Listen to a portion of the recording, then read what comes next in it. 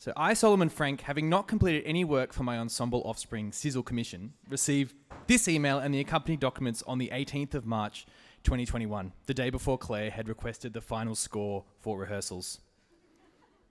Dear Solomon Frank and Ensemble Offspring of the year 2021, this inter-temporal email comes to you from the year 3021, and perhaps more incredulously is penned by a lyrebird, a humpback whale, and a dog.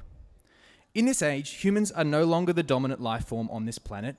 Humanity tore itself apart in the late 27th century, leaving only scattered remnants of human civilization.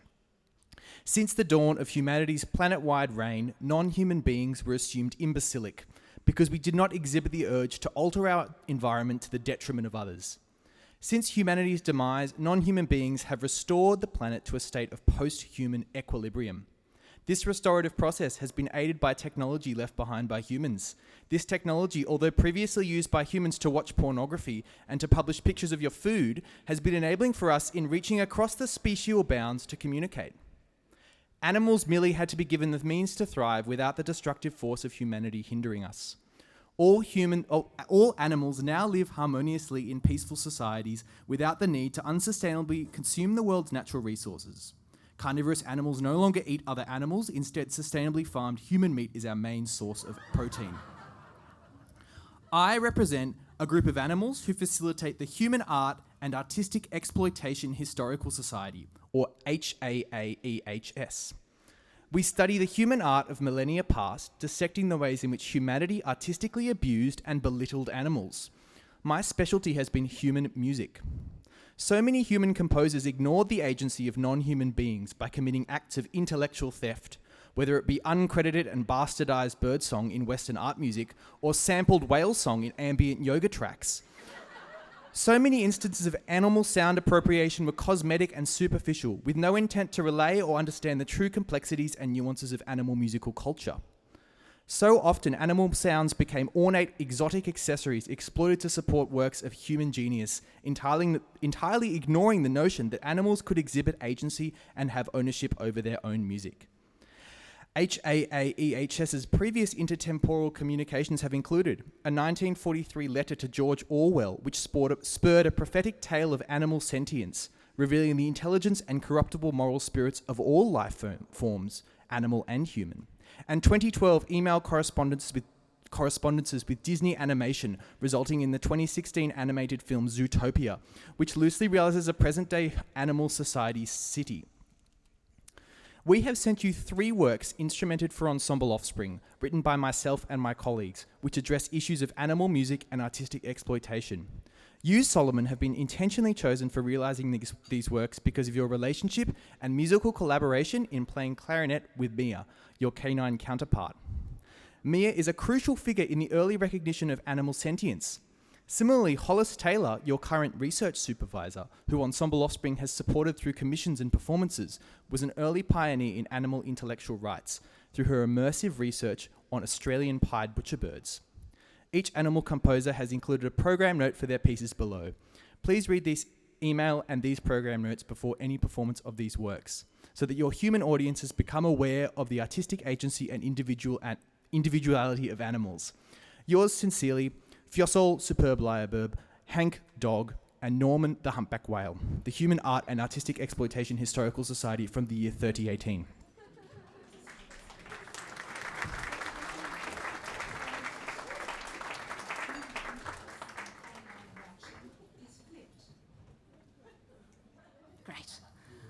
Good Human by Hank the Dog. Mia Frank, your pet, has been my specific subject of study at HAAEHS, and your research with her has revealed a 2nd to 3rd millennium cultural treatment of dogs. Your clarinet and dog recordings form the structural basis for this piece. The predominant phrasal structure of human impetus and canine reaction is flipped, where Mia becomes the master of the musicians, barking orders which must be obeyed. Although not musical, dog shows and dog tricks represented a form of oppressive animal art that was enforced upon my species for the entertainment of humans. This work is a shifting of paradigms, the musicians forced into compromising physical and musical behaviours, much like dogs of centuries past. Likewise, our former instruments of enslavement and belittlement, squeaky toys, whistles, and metal bowls, become objects of empowerment, placing canine above human.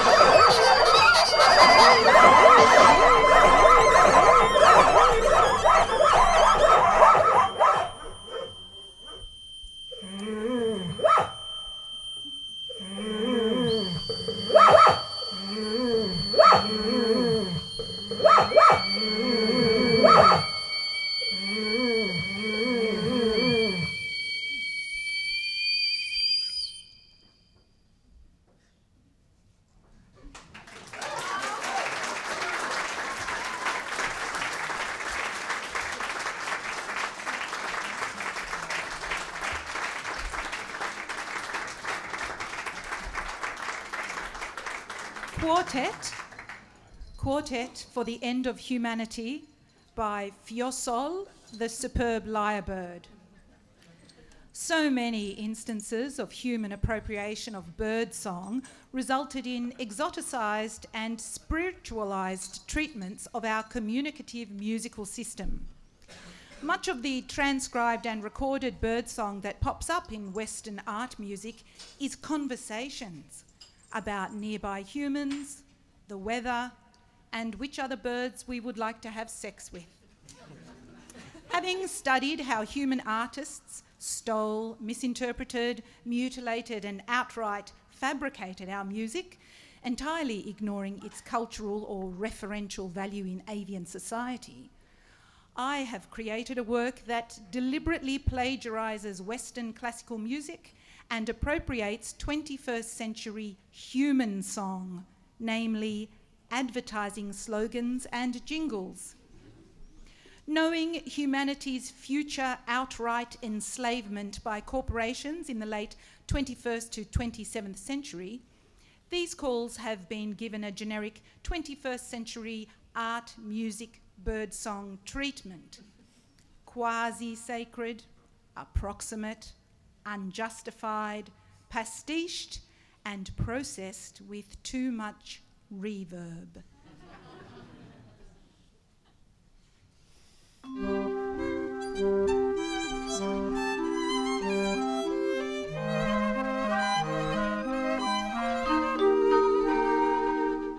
On a branch of a big tree sat a little bird, Peter's friend. "All is quiet," chirped the bird happily, or so Peter wrongly thought, as he had anthropomorphized the bird. The bird, a marsh warbler, merely sung its alarm call as an interloping human entered its territory, rudely interrupting a 3-hour courting song that had begun before dawn.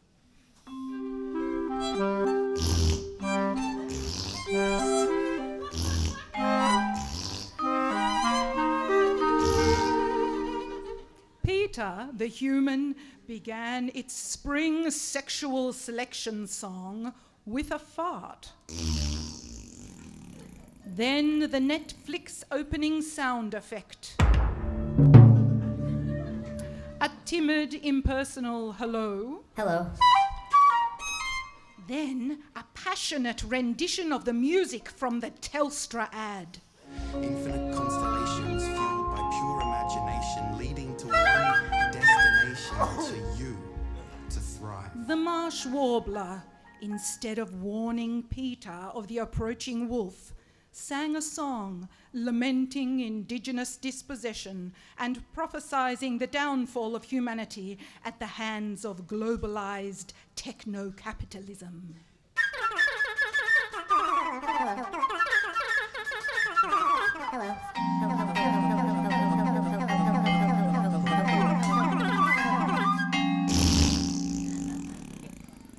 The wolf snapped at Messiaen's heels as Donna Haraway sat on an upper branch of the tree, cackling in time with the marsh warbler's triumphant courting song.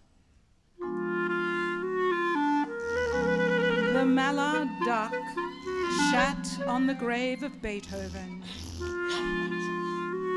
At the same time that Peter, in the pond, devolved before their very eyes to the evolutionary stage of a colony of unicellular organisms. A YouTube ad for McDonald's played in the background. Hello. Hello. Hello. Hello. Infinite constellations fueled by pure imagination, leading The to one ornithologist and musician destination, to Hollis you, Taylor, to who thrive. sat nearby, applauded the marsh warbler with a great hurrah. Then, when he finished his song, the wolf tucked into Messiaen's intestinal entrails.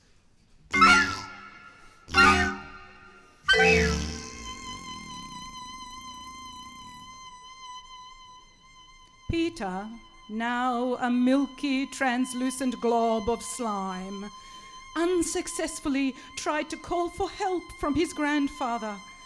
But the grandfather was in northern China, working in a Samsung factory while sustaining heavy metal poisoning.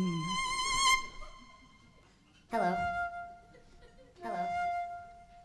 Hello. Hello. Hello. Hello. Hello. Hello. Hello. Hello. Hello. Hello. Hello. Hello. Hello. Hello.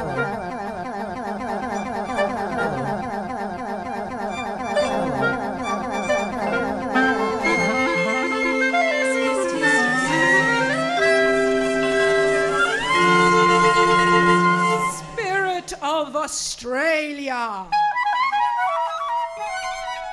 Oh, what a feeling!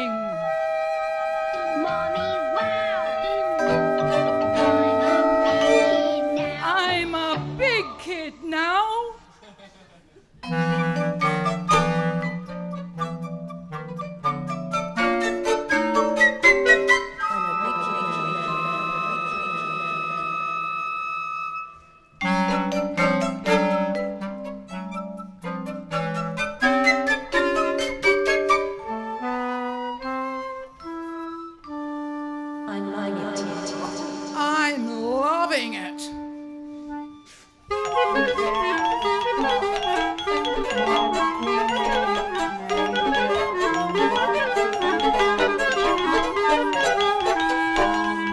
My mum prefers them without the cups as well. I prefer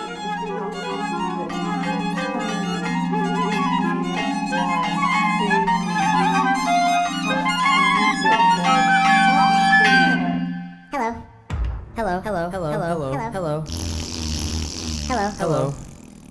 The philosophers and musicians and animals alike pondered their aesthetic and perceptive faculties, soon realizing that music, like most things considered uniquely human, was rooted in evolution across many species and played the same multifaceted and complex role in animals as it did in humans. And if one would listen very carefully, they could hear Peter's mitochondria demonstrating its capacity for respiration, and the grandfather collapsing of heat exhaustion in a Chinese factory. The hunters never turned up. They were hired as mercenaries in a Russian military skirmish in eastern Ukraine. Hello.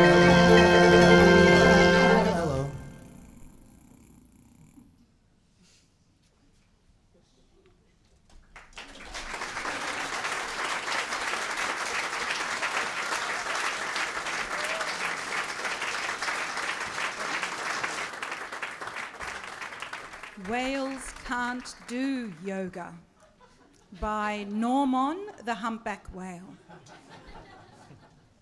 As a humpback whale, I am exhausted and offended by the historic appropriation and theft of whale song for banal yoga music and 20th to 23rd century New Age bullshit.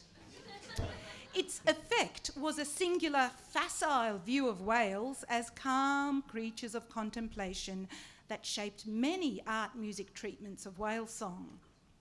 These uses ignore the emotive and communicative function of our musics as cathartic expulsions expressing the pain and joy of existence, in many ways similar to human music. My studies have centred not only on human uses of whale music, but I have also studied uniquely human musical genres, finding resonance with human punk and metal music and its crude but genuine articulations of intense anger. Animals, like humans, are individuals, and as such, my work is a potent expression of anger towards animal injustice, blending appropriated human idioms with my own vocalizations. My work is an expression of individuality that challenges a flattened human view of all whales as serene, vanilla creatures.